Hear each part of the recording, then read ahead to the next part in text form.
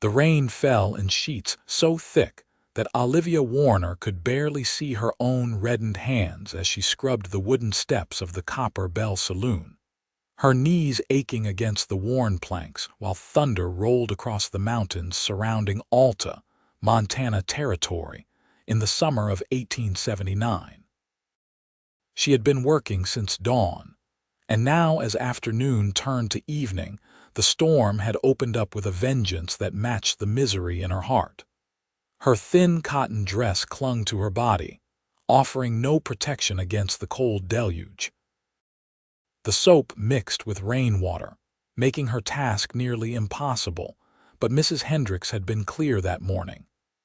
The steps needed scrubbing, rain or shine, or Olivia would find herself without even this meager position.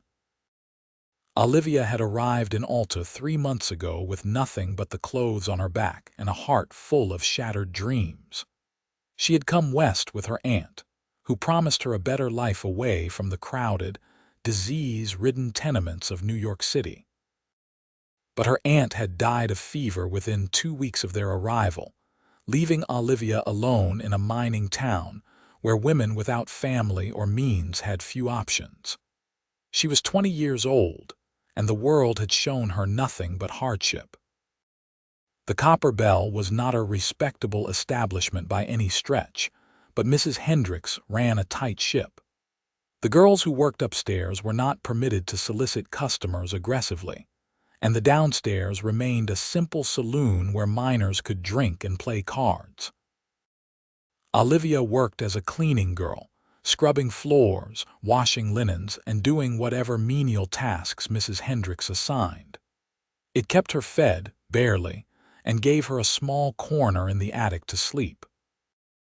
But today, as the rain pounded down and her fingers grew numb with cold, Olivia felt the last of her strength fading. She could not stop the tears that mixed with the rain on her face. She was so cold, so tired, so utterly alone in this harsh territory that seemed determined to break her spirit. She did not hear the horse approach over the sound of the storm. She did not see the massive figure dismount until a shadow fell over her, blocking some of the rain. Olivia looked up, water streaming down her face, and found herself staring at a man who looked like he had walked straight out of the mountains themselves. He stood well over 6 feet tall, with shoulders so broad they seemed to block out the world behind him. His hair was dark and hung past his shoulders, plastered to his head by the rain. A thick beard covered the lower half of his face, but she could see his eyes, a striking pale blue that seemed to see right through her.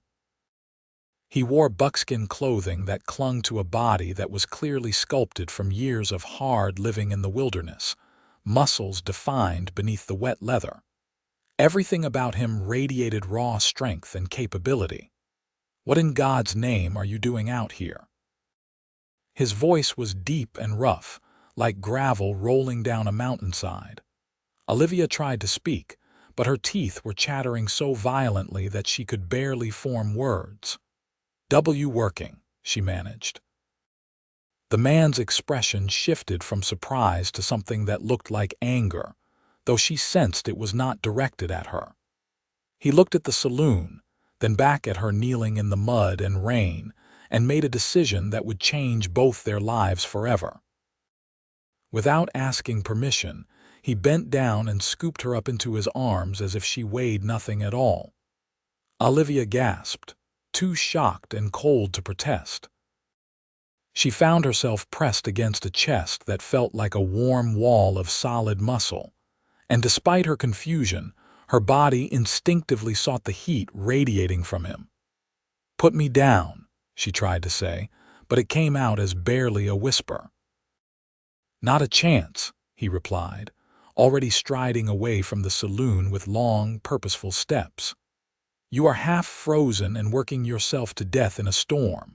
Whatever devil has you out here can go to hell." Through her haze of cold and exhaustion, Olivia realized he was carrying her down the muddy main street of Alta. The few people who were out in the storm stared, but the man ignored them completely. She should have been mortified, should have fought harder, but the warmth of his body was the first comfort she had felt in months, and she found herself leaning into it despite her better judgment. "Where are you taking me?" she asked, her voice still shaking. "My cabin." "It is about 2 miles outside town. You need to get warm and dry before you catch your death." "I do not even know you," Olivia protested weakly. "Name is Asher Thorne. I trap and hunt in the mountains, come into town every few weeks for supplies. And you are Olivia Warner." "Well, Miss Warner, you can fight me on this if you want, but I am not leaving you out in that storm to please some saloon keeper who does not have the sense God gave a mule." His certainty, the complete confidence in his voice, made something inside Olivia crack. She had been fighting alone for so long, had been trying so hard to survive on her own strength, and here was this stranger offering help without asking for anything in return. It seemed too good to be true, and years of hard living had taught her that things that seemed too good usually were. But she was so cold, so tired, and his arms felt so strong and safe. Against all her instincts of self-preservation, Olivia let her head rest against his shoulder and allowed herself, just for a moment, to be taken care of. Asher carried her to where his horse was tied, a massive roan stallion that looked as wild and powerful as its owner. With Olivia still in his arms, he somehow managed to mount the horse in one fluid motion, settling her across his lap. He wrapped his arms around her, holding the reins while keeping her steady, and urged the horse into a canter toward the edge of town. The ride was a blur of cold rain and warm strength. Olivia drifted in and out of awareness, her body finally giving in to the exhaustion she had been fighting for weeks. She was vaguely aware of the horse's smooth gait, of the man's arms holding her securely, of the rain beginning to ease as they rode into the shelter of the pine forests that climbed the mountainsides. When she next became fully aware of her surroundings, they had stopped in front of a sturdy log cabin nestled in a clearing surrounded by towering pines. Smoke rose from the chimney, and through her foggy mind, Olivia wondered if someone else was home. But Asher was already dismounting, lifting her down with the same easy strength and carrying her toward the door. "Left the fire going this morning," he said, apparently reading her confused expression. "Knew I would want warmth when I got back." The inside of the cabin was a single large room, but it was clean and surprisingly well appointed. A stone fireplace dominated one wall, with a healthy fire crackling behind an iron grate. There was a large bed in one corner, a rough-hewn table with 2 chairs, shelves lined with supplies and tools, and furs and hides hanging from pegs on the walls. It smelled of wood smoke, pine, and something else, something wild and clean that she associated with the man carrying her. Asher set her down gently in a chair near the fire, then moved with quick efficiency around the cabin.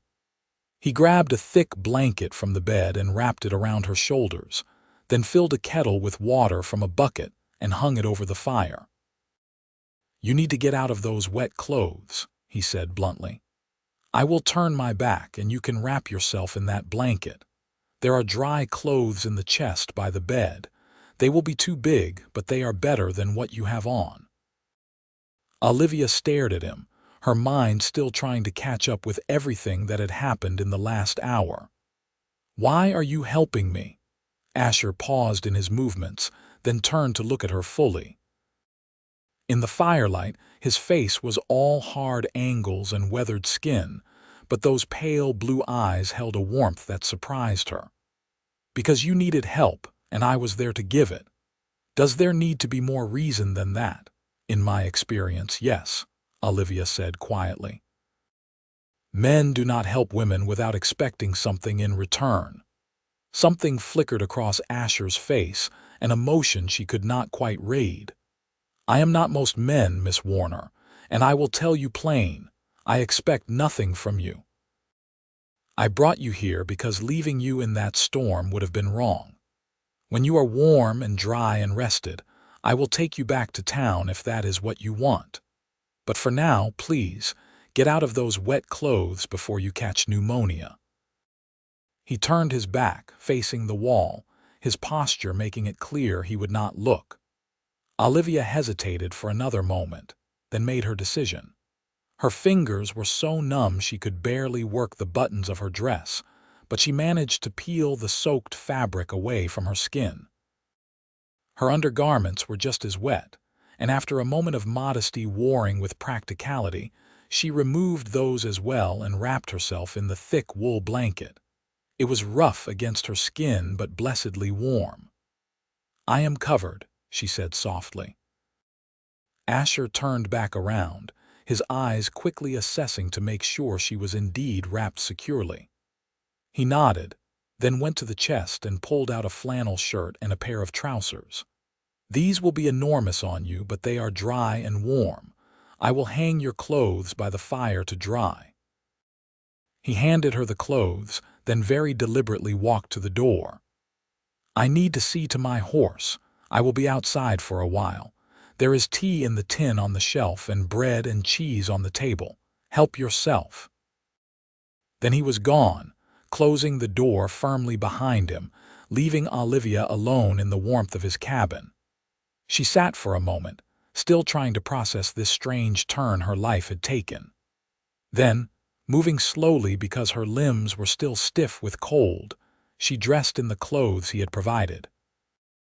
The flannel shirt hung to her knees, and she had to roll the sleeves up several times. The trousers required a belt, which she found hanging on a peg, and even then they were comically large. But they were warm and dry, and that was all that mattered. She hung her wet clothes on pegs near the fire, her hands shaking slightly as she did so. Then she found the tea and made herself a cup, the hot liquid sending warmth spreading through her chest. She cut a small piece of bread and cheese, eating slowly, her stomach protesting after so long with only meager meals. By the time Asher returned, she was sitting in the chair by the fire, wrapped in the blanket with the oversized clothes beneath, the tea warming her hands.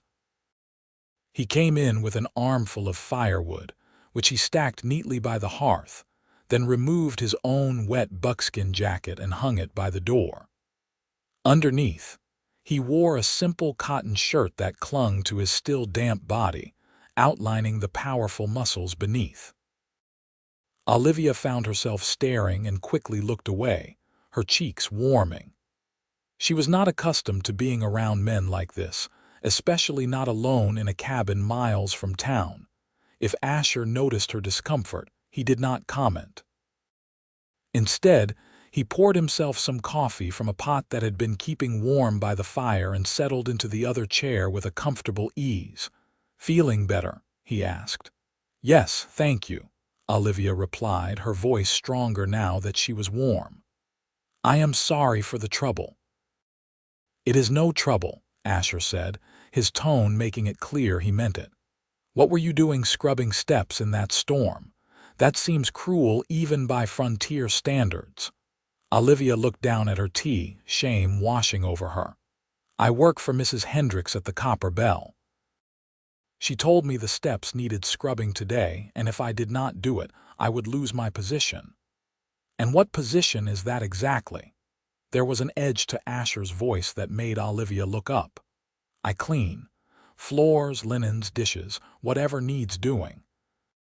I sleep in the attic and get meals as part of my wages."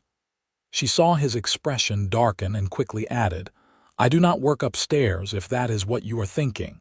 Mrs. Hendricks has girls for that. I just clean." "Even so, making you work in a storm like that," Asher shook his head. "How did you end up in Alta?" Olivia found herself telling him her story, the words spilling out more easily than she expected.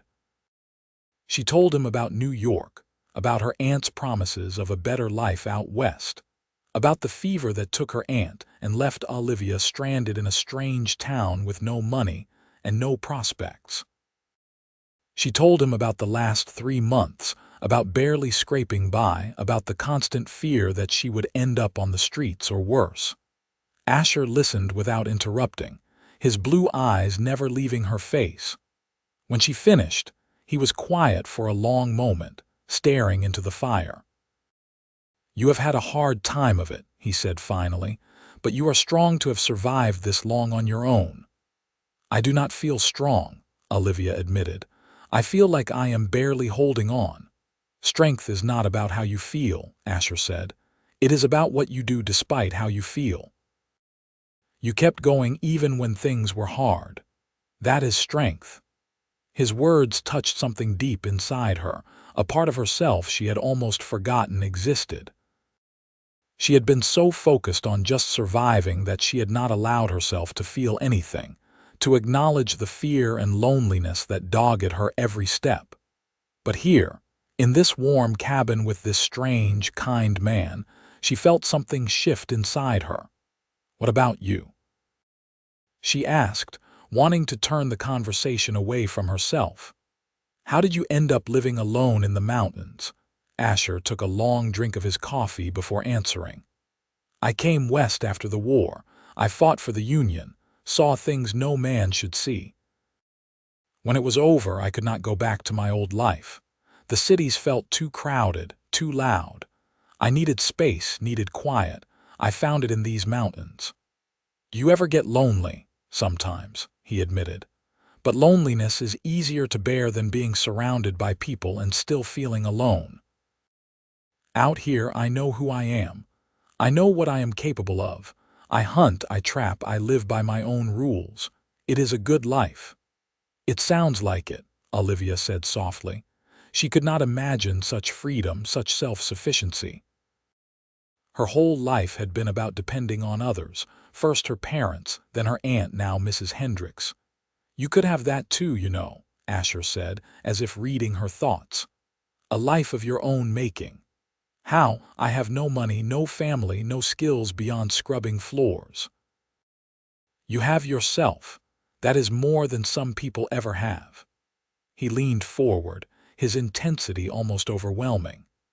"Miss Warner, Olivia, I do not know you well, but I can see you are not someone who wants to spend her life scrubbing steps for a woman who does not value her. You deserve better than that." "Deserving and having are two different things," Olivia said, but there was less conviction in her voice than there might have been that morning. "They do not have to be." Asher stood, moving to the window to look out at the rain, which had lessened to a steady drizzle. "The storm is passing. You should rest tonight, and tomorrow I will take you back to town if that is what you want. But Olivia, I want you to know that you have another choice. You could stay here." Olivia's heart seemed to stop for a moment. "Stay here? With you?" Asher turned back to face her, and there was something vulnerable in his expression, a crack in his mountain man exterior. "I know we just met. I know this seems sudden. But I have been alone in these mountains for 8 years, and in all that time, I never once thought about changing that.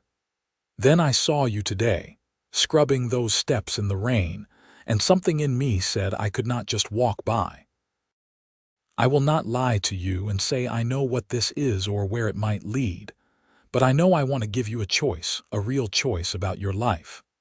"What exactly are you offering?" Olivia asked, her heart pounding now. "A place to stay, for as long as you want it. No expectations, no obligations beyond helping out around the cabin if you are willing. I have a spare bedroll. I can sleep on the floor. You would be safe here, and you would have time to figure out what you want to do next. If you decide you want to go back to town, I will take you. If you decide you want to go somewhere else, I will help you get there. But you do not have to go back to scrubbing steps in the rain for someone who treats you like you are worthless." Olivia stared at him, her mind reeling. This was insane. She barely knew this man. He could be dangerous, could have ulterior motives. Every bit of sense she possessed told her to refuse, to insist he take her back to town right now. But there was something in his eyes, something honest and true that called to a part of her she thought had died in those tenements in New York. And more than that, there was the undeniable fact that for the first time in months, she felt safe. She felt warm and fed and cared for, and the thought of going back to the Copper Bell, back to Mrs. Hendricks and her demands and the cold attic room, made her want to weep. "I do not understand why you are doing this," she said finally. Asher moved back to his chair, sitting down heavily. "I am not entirely sure myself. All I know is that when I saw you today, something in me recognized something in you. We are both alone, both trying to make our way in a world that does not make it easy. Maybe we could be less alone together. And before you think this is about anything improper, I give you my word as a man that I will not touch you or expect anything from you that you do not freely offer. You would be a guest in my home, nothing more and nothing less, until you decide otherwise." The sincerity in his voice was unmistakable.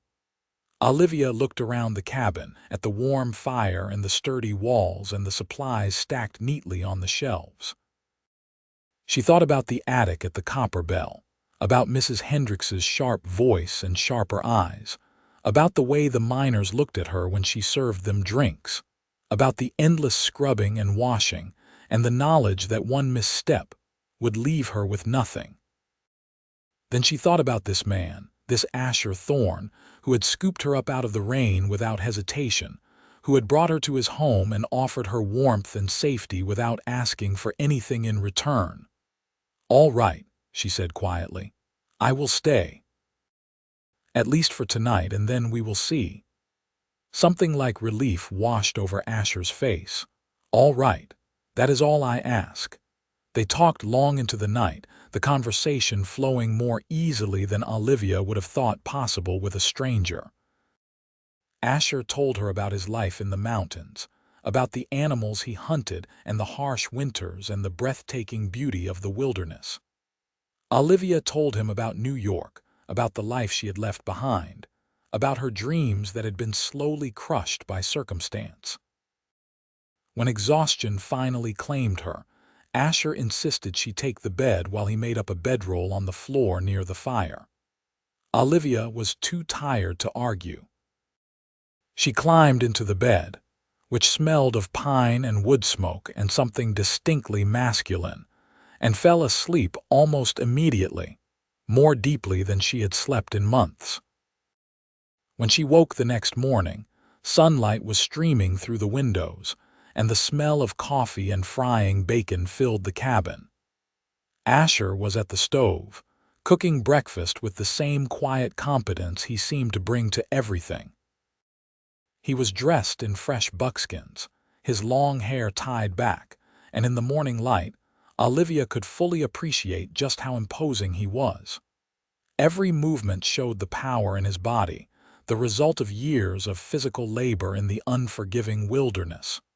"Morning," he said, noticing she was awake. "Hope you are hungry."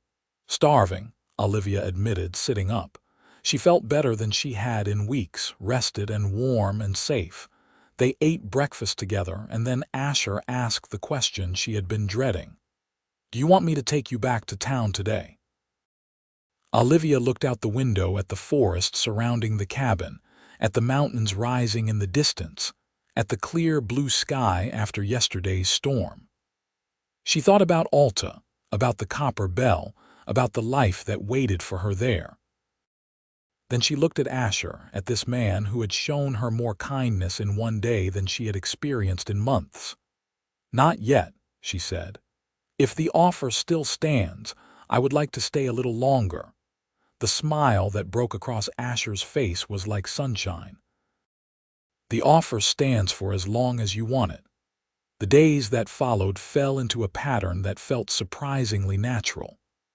Asher would rise early and see to the animals he kept, a few chickens for eggs and a cow for milk, both housed in a small barn behind the cabin. "Olivia, wanting to earn her keep despite his insistence that she was a guest, began taking over the cooking and cleaning. She found that keeping house for one considerate man was vastly different from the endless, thankless labor at the Copper Bell. Asher was gone for much of each day, checking his trap lines in the mountains. But he always returned before dark, often with rabbits or other game, and they would spend the evenings talking by the fire. Slowly, carefully, they began to learn each other. Olivia discovered that, beneath Asher's rough exterior, was a man of surprising depth. He read voraciously from a small collection of books he kept in the cabin, everything from Shakespeare to technical manuals on animal husbandry. He had a dry sense of humor that caught her off guard and made her laugh in a way she had almost forgotten how to do. And he was unfailingly kind, not just to her, but to everything around him. She watched him nurse an injured bird back to health, watched him speak softly to his horse, watched the way he moved through the world with a respect for the life in it. For his part, Asher seemed equally fascinated by Olivia. He asked her about her life, her thoughts, her dreams. He listened when she talked, really listened, and remembered the things she told him. When she mentioned she had always wanted to learn to read better, he began teaching her in the evenings, patiently going through his books with her until she grew more confident. When she admitted she had never learned to shoot, he took her out behind the cabin and taught her to handle his rifle, standing behind her to adjust her stance, his presence warm and solid and increasingly difficult to ignore. Because something was growing between them, something that neither of them had quite acknowledged but both felt. It was in the way Asher's eyes followed her when she moved around the cabin, in the way his hand lingered when he passed her something, in the way his voice softened when he said her name. It was in the way Olivia found herself watching for his return each evening, in the way her heart sped up when he smiled at her, in the way she had started to think of the cabin as home. 3 weeks after that day in the rain, things came to a head. Asher had gone into Alta for supplies, his first trip to town since he had brought Olivia to the cabin. She had stayed behind, partly because she was not ready to face Mrs. Hendricks, and partly because the cabin felt like a safe haven she was reluctant to leave. He was gone longer than expected, and by the time the sun began to set, Olivia was pacing the cabin anxiously. She told herself she was being silly, that Asher was a grown man who could take care of himself, but she could not shake the feeling that something was wrong. When he finally appeared in the doorway, her relief was so profound that she nearly ran to him, but she stopped short when she saw his face. He looked angry, his jaw tight, his eyes stormy. "What happened?" she asked. "I ran into Mrs. Hendricks," Asher said, his voice rough. "She wanted to know where you were, said you owed her for the room and board, said you were a thief for running off." Olivia felt her blood run cold. "What did you tell her?" "I told her you were with me and that she would not be getting you back. I told her that any debt you owed was paid by the months of labor you gave her. She did not like that much." He rubbed his hand over his face. "Olivia, she is threatening to bring the law into it, says you stole clothes and food." "That is not true." Olivia felt panic rising in her chest. "Everything I had there I earned. I know that and you know that, but Mrs. Hendricks is a respected business owner in Alta and you are." He trailed off, but Olivia knew what he was not saying. She was nobody, a woman alone with no family and no standing in the community. "What do I do?" she asked, hating the fear in her voice. Asher crossed the cabin in 3 long strides and took her hands in his touch warm and grounding. "You marry me." Olivia stared at him, certain she had misheard. "What, marry me?" Asher repeated, his blue eyes intense on hers. "If you are my wife, Mrs. Hendricks cannot touch you. You would have legal protection, a home, a name. I know this is not the most romantic proposal, but Olivia, I am not just offering this as a solution to your problem. I am offering because these past 3 weeks have been the best of my life. I wake up every morning looking forward to seeing you. I think about you all day while I am out in the mountains. I come home every evening, and the sight of you in my cabin makes everything right with the world. Asher, Olivia whispered, her heart pounding so hard she thought it might burst from her chest. I know we have not known each other long, he continued. I know I am not much to look at and my life here is hard, but I can provide for you. I can keep you safe. And more than that, I can promise you that I will spend every day for the rest of my life trying to make you happy. Because somewhere in these past 3 weeks, I fell in love with you, Olivia Warner. Tears were streaming down Olivia's face now, but they were not tears of sadness. You love me. With everything I am, Asher said simply. I love you too, Olivia said, the words feeling like a revelation. Because she did. Somewhere between the rain and the rifle lessons and the quiet evenings by the fire, she had fallen completely in love with this rough, kind, extraordinary man. Yes, I will marry you. The joy that lit Asher's face was beautiful to see. He pulled her into his arms, holding her tight against his chest, and Olivia wrapped her arms around him, feeling the solid strength of him, the steady beat of his heart. When he pulled back to look at her face, there was a question in his eyes. Olivia answered by rising on her toes and kissing him. His lips were soft despite the beard, and he kissed her back with a gentleness that belied his size and strength. It was a sweet kiss, a promise of more to come, and when they finally broke apart, both were breathless. We should go to town tomorrow, Asher said, his voice rough with emotion. Get the preacher to marry us proper. All right, Olivia agreed. Then, feeling bold, she added, but tonight, I do not want you sleeping on the floor anymore. Asher's eyes darkened with desire, but he asked carefully, Are you sure? I have never been more sure of anything in my life.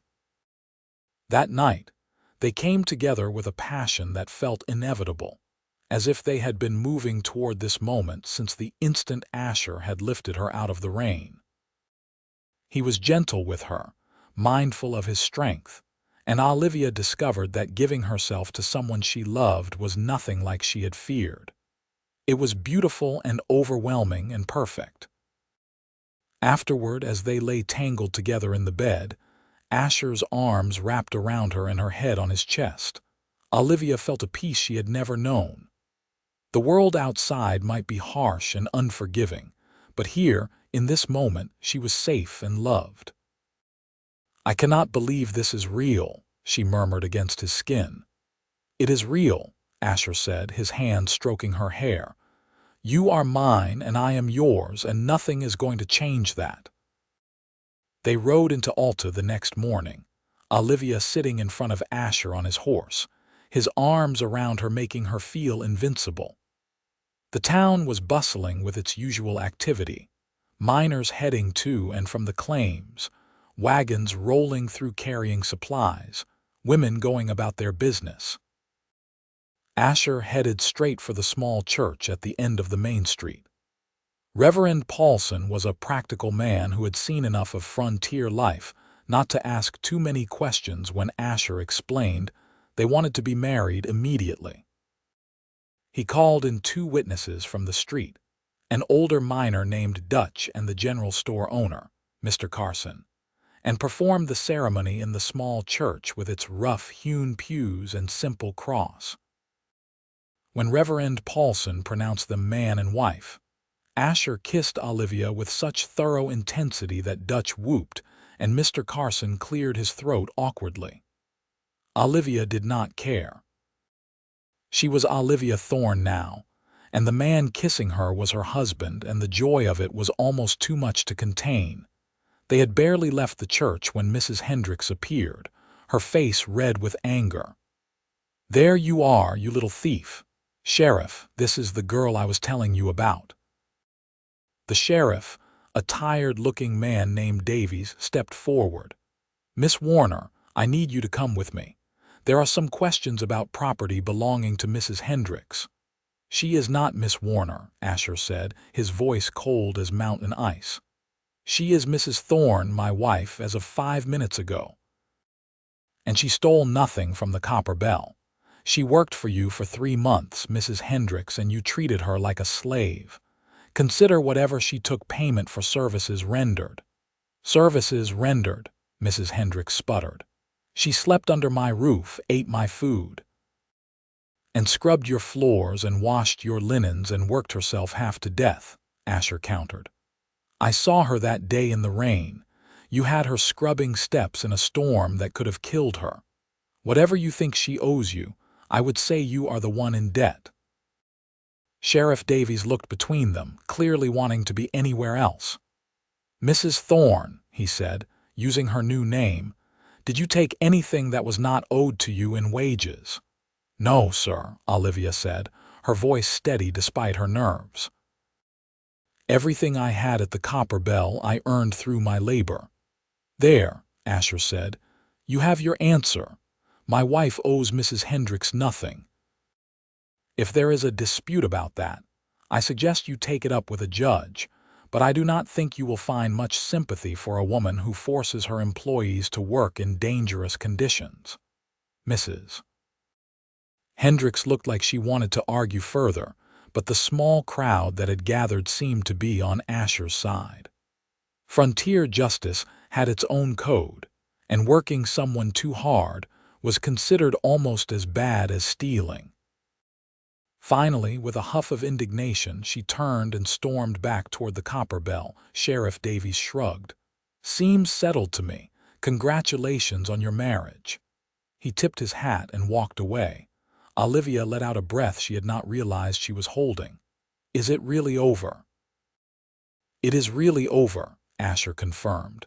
He pulled her close, right there in the middle of Alta's Main Street.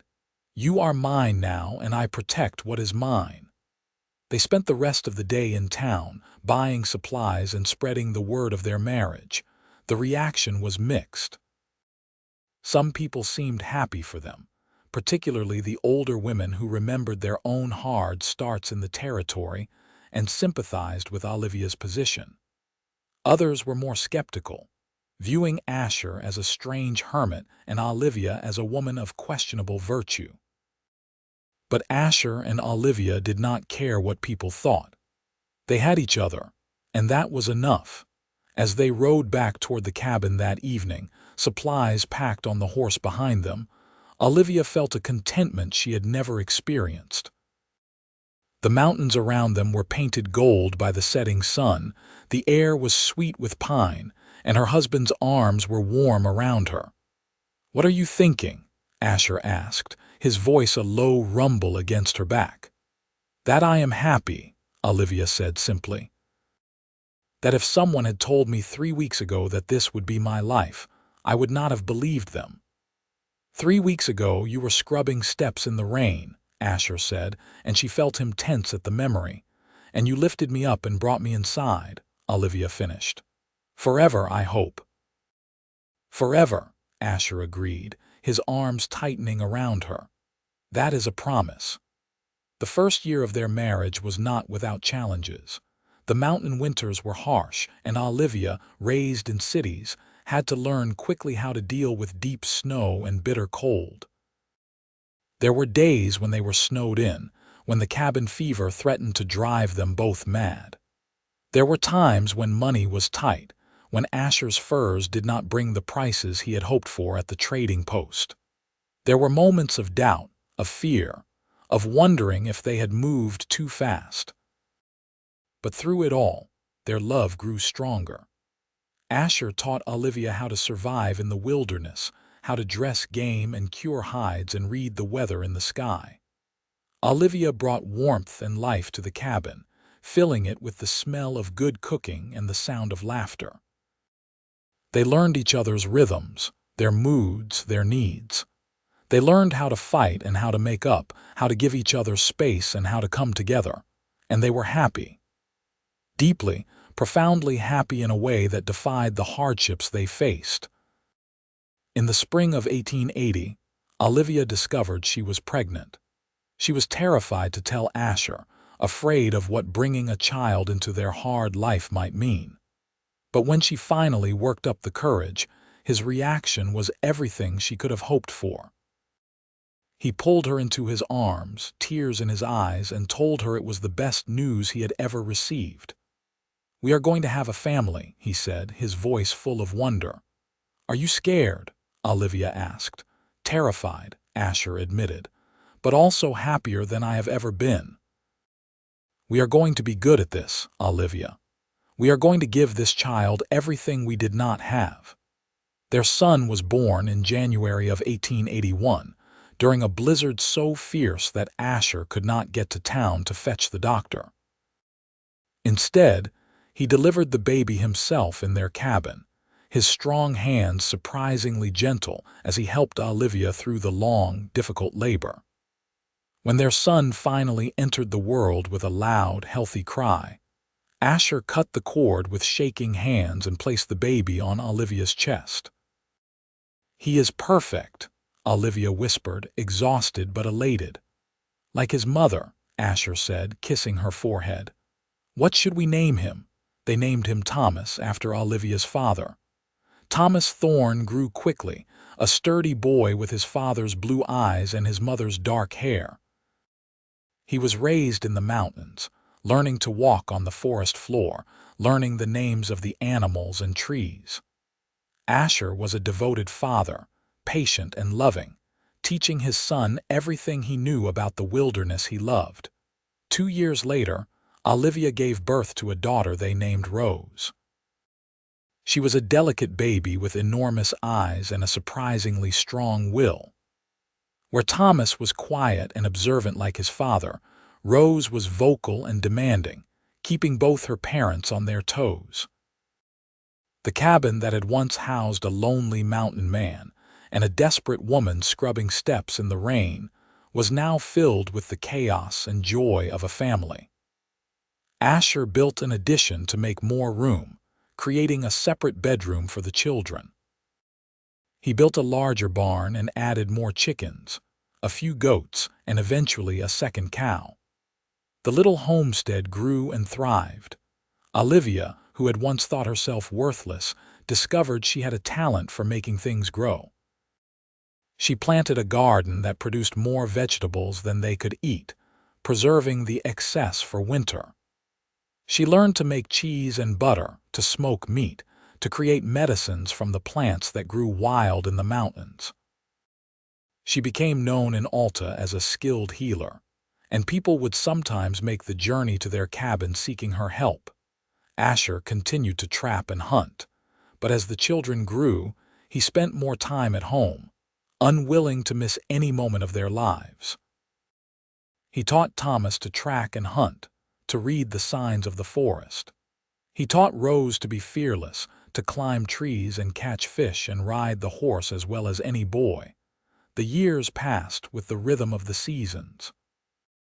Winters by the fire, springs planting the garden, summers exploring the mountains, autumns preparing for the cold months ahead. There were hard times, certainly. There was the winter when Rose came down with a fever that had them both terrified they would lose her, until Olivia's nursing and prayers pulled her through. There was the year the snows came early, and they nearly ran out of food before spring. There was the time Asher was injured by a bear and spent weeks recovering, with Olivia caring for him and managing everything else. But there were far more good times than bad. There were summer evenings sitting on the porch Asher had built, watching the children play while the sun set over the mountains. There were winter nights huddled together for warmth, telling stories and singing songs. There were quiet moments stolen between the demands of children and work, when Asher and Olivia could just be together, still as in love as they had been that first night. When Thomas was 10 and Rose was 8, they made a trip to Alta for supplies. It was a rare outing for all of them together, and the children were excited to see the town. As they rode down the main street, Olivia noticed the Copper Bell Saloon had new owners. Mrs. Hendricks, someone told them, had sold the place and moved to San Francisco. "Good riddance," Asher muttered, and Olivia had to agree. As they were loading their supplies, an older woman approached. It took Olivia a moment to recognize her as one of the girls who had worked upstairs at the Copper Bell. She looked different, respectable, with a simple dress and her hair pulled back. "Olivia," the woman said tentatively. "Olivia Warner, or I suppose it is Thorne now." "Sarah," Olivia recognized her finally. "It is good to see you. I heard you married the mountain man who carried you out of the rain that day," Sarah said, smiling. "Everyone in town talked about it for months. You looked so happy now. These your children?" "They are," Olivia said proudly, introducing Thomas and Rose. "I am glad things worked out for you," Sarah said. "I got out of the Copper Bell not long after you left. Met a man who did not care about my past. We have a little farm south of here. Life is not always easy, but it is ours, you know." "I know exactly what you mean," Olivia said warmly. As they rode home that evening, Olivia thought about that chance encounter. She thought about Sarah finding her own happiness, about Mrs. Hendricks gone to California, about the life she had built with Asher. It all felt like a dream sometimes, like any moment she might wake up and find herself back in that cold attic at the Copper Bell. But then Asher's arm would tighten around her, or one of the children would laugh, and she would remember that this was real. This was her life. And it was more than she had ever dreamed possible. "What are you thinking about?" Asher asked, as he so often did. "About that day in the rain," Olivia admitted. "About how my whole life changed in a moment." "Mine too," Asher said. "Best decision I ever made, lifting you up out of that storm." "Best thing that ever happened to me, you carrying me inside," Olivia agreed. "Forever," Asher reminded her. "Forever," Olivia echoed. As the years continued to pass, their love remained the foundation of everything. Thomas grew into a young man who combined his father's strength and skill with his mother's compassion and intelligence. At 18, he met a girl from a neighboring homestead, a spirited young woman named Emma who could shoot as well as any man and was not intimidated by the Thorne reputation. Asher and Olivia gave their blessing, and Thomas built his own cabin not far from his parents' land. Rose, true to her name, bloomed into a beautiful and fiercely independent young woman. She had inherited her mother's healing skills and her father's way with animals. She was in no hurry to marry, preferring to spend her time learning everything she could about medicine and talking about maybe going east to study properly. Though Olivia could not imagine her daughter surviving in the confined, structured world of a city. Asher and Olivia grew older together, silver threading through Asher's dark hair and lines appearing around Olivia's eyes. But they remained strong and healthy, their bodies hardened by years of mountain living, and the fire between them never dimmed. Asher still looked at Olivia like she was the most precious thing in his world. Olivia still felt her heart skip when Asher came through the door at the end of the day. On a spring morning in 1895, 16 years after that fateful day in the rain, Olivia stood on the porch of their cabin watching the sun rise over the mountains. Thomas was at his own home with Emma and their 2 young children. Rose was still asleep inside, having stayed up late the night before helping deliver a neighbor's baby. Asher came up behind her, wrapping his arms around her waist and pulling her back against his chest. They stood like that in comfortable silence, watching the sky turn from pink to gold. "Do you ever regret it?" Asher asked quietly. "Giving up the chance for an easier life in town. Our life here has been hard." Olivia turned in his arms to face him. His hair was more gray than dark now, His beard shot through with silver, but his blue eyes were as clear and intense as they had been when she first looked up at him through the rain. "Never," she said firmly. "Not for one single moment. You gave me everything I never knew I needed. Love, safety, purpose, a family. How could I regret that? I love you, Olivia Thorne," Asher said, kissing her with the same passion he had shown on their wedding day. "I love you, Asher Thorne," Olivia replied. "Thank you for lifting me out of that rain." "Thank you for letting me bring you inside," Asher said. "Forever." "Forever," Olivia agreed, and as the sun rose fully over the mountains, bathing them in golden light, she knew that forever was exactly how long their love would last. Years continued to flow by with the inexorable passage of time, but the Thorne family remained a fixture in the mountains around Alta. Thomas and Emma had 3 more children, filling their cabin with the noise and chaos of a large family. Rose eventually did go east to study medicine, but returned after 2 years, unable to bear being away from the mountains and her family.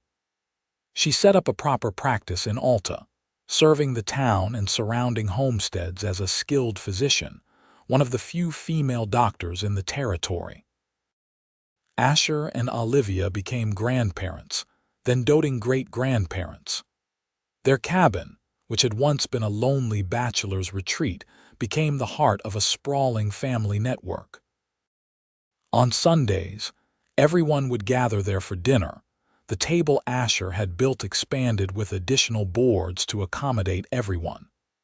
The sound of children's laughter echoed through the trees where once there had been only silence. As they entered their 60s, Asher's body finally began to show the wear of decades of hard living. His knees ached on cold mornings, and he no longer ranged as far into the mountains as he once had. But he remained strong, still capable of chopping wood and caring for the animals, still protective of his family. Olivia, too, felt the effects of age, but she remained vibrant and engaged with life. Her healing skills were renowned throughout the territory, and she continued to tend her garden with the same passion she had discovered in her 30s. One evening, as they sat on their porch watching the sunset, a familiar scene they had repeated thousands of times over their decades together, Asher reached for Olivia's hand. "You remember the day we met?" he asked. "Every detail," Olivia said. "The rain was so cold, I was so tired. And then suddenly you were there, this enormous man who looked like he had walked out of a legend." "You were the bravest thing I had ever seen," Asher said. "So small and determined, trying so hard to survive. I fell in love with you in that moment, I think. I just did not know it yet." "I fell in love with you when you wrapped that blanket around me," Olivia admitted. "When you turned your back to give me privacy, I realized you were not like other men. You were special." "We have had a good life, have we not?" Asher asked. "The best life," Olivia confirmed. "Better than I ever dreamed possible when I was scrubbing those steps." "I am glad I came to town that day," Asher said. "I almost did not. I had plenty of supplies, but something told me I needed to go." "Fate," Olivia said. "We were meant to find each other." "I believe that," Asher agreed. He squeezed her hand. "Promise me something, Olivia. Anything, when my time comes. Do not mourn too long. Celebrate what we had. Remember the joy, not the sadness of parting." "Asher," Olivia's voice caught. "I mean it," he said gently. "We have had more happiness than most people experience in 10 lifetimes. I want you to remember that always." "I promise," Olivia said, though the thought of life without him was unbearable. "But you are not going anywhere for a long time yet." "No," Asher agreed. "I have many more sunsets to watch with you." And he did. They had another decade together, watching their family continue to grow and thrive. They celebrated anniversaries and birthdays, mourned when old friends passed, rejoiced at new births. They lived fully and completely, savoring each day. When Asher finally passed in his sleep at the age of 73, with Olivia beside him as she had been for 40 years, it was peaceful. He simply did not wake up one morning, his strong heart finally at rest. Olivia held him and wept, but she also remembered her promise. She celebrated his life, told stories of his kindness and strength, and made sure everyone knew what an extraordinary man he had been. She lived another 5 years after Asher's passing, years filled with her children and grandchildren and great-grandchildren. She remained in the cabin they had shared, refusing to move to town as Rose suggested. This was her home, filled with memories of the man she had loved. On the anniversary of the day Asher had lifted her out of the rain, Olivia sat on the porch as the sun set over the mountains. She was 84 years old, her body frail but her mind clear. Rose was inside, having insisted on staying with her mother, but Olivia had asked for a few moments alone. She looked out at the mountains, at the forest where she had learned to thrive, at the life she had built from nothing. She thought about that desperate girl scrubbing steps in the rain, convinced she had nothing to live for. She thought about the mountain man who had seen her worth when she could not see it herself. "Thank you," she whispered to the mountain wind. "Thank you for the most beautiful life." That night, Olivia passed peacefully in her sleep, following her beloved Asher at last. They buried her next to him on a hill overlooking the valley, where they could watch over the family they had created together. At the funeral, Thomas, now a gray-haired man himself, told the story his mother had told him many times, about the rain and the mountain man and the love that had saved them both. His children and grandchildren listened, learning again the story of how their family began. "She was scrubbing steps in the pouring rain," Thomas concluded, his voice thick with emotion. "And my father lifted her up and brought her inside forever. Everything we have, everything we are, started with that moment of kindness, that act of love." We should all be so lucky to find what they found. The family gathered on that hillside agreed, looking at the 2 simple stones marking the graves of Asher and Olivia Thorne. Their love had been the foundation on which generations had built their lives. It was a legacy that would endure long after the stones had weathered away. In the years that followed, the story of Asher and Olivia became something of a legend in Alta and the surrounding territory.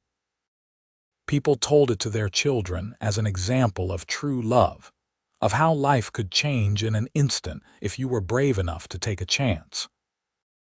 The cabin became a family homestead, passed down through the generations, always maintained and cared for as a testament to the love that had flourished within its walls. Thomas's children grew and had children of their own. Rose never married but lived a full life as a respected physician and beloved aunt. The Thorne name became synonymous with integrity, hard work, and devotion to family. Decades later, when Montana achieved statehood in 1889, and then as the 20th century dawned, the world changed rapidly. The wild frontier was tamed, the open ranges were fenced, and the mountain men became figures of nostalgia rather than reality. But in the mountains around what was now the established town of Alta, the Thorne descendants continued to live and thrive, keeping alive the values and the love story that had started it all. The cabin still stood, now over 100 years old, carefully preserved by the family who recognized its importance. Inside, on the mantel over the same stone fireplace where Asher and Olivia had spent countless evenings, there was a photograph, one of the few ever taken of them. It showed an older couple, strong and weathered, standing in front of their cabin. Asher's arm was around Olivia's shoulders, and they were both smiling, their love evident even in the grainy black and white image. Visitors to the cabin, usually family but sometimes historians interested in frontier life, would hear the story. How Olivia Warner had been scrubbing steps in the pouring rain, abandoned and desperate. How Asher Thorne, the mountain man, had lifted her up and brought her inside, not just to his cabin but into his heart forever. How their love had conquered hardship and created a legacy that endured. It was a story worth telling, worth remembering. It was a reminder that love could be found in the most unlikely circumstances, that kindness mattered, that one moment of compassion could change everything. It was the story of two lonely souls who found each other in the rain and built a life together that was richer and fuller than either could have imagined alone. And somewhere in those mountains, in the whisper of the wind through the pines and the rush of the streams down the slopes, some claimed they could still feel the love of Asher and Olivia Thorne, watching over the family and the land they had loved so well. Their story had become part of the landscape itself, as enduring as the mountains and as wild and beautiful as the frontier they had called home. The love story that began on a rainy day in Alta, Montana Territory in 1879, had truly lasted forever, not just in the lives of two people but in the hearts and memories of everyone who came after. It was a testament to the power of love, the importance of kindness, and the beauty of two souls finding each other exactly when they needed to most. Olivia had been scrubbing steps in the pouring rain, ready to give up on life and hope. Asher had lifted her up and brought her inside forever, giving her not just shelter but love, purpose, and a family. Together, they had created something that transcended their individual lives, something that would echo through generations. And that, ultimately, was the greatest love story of all, one that proved true love really could conquer anything, even the harsh realities of the wild western frontier.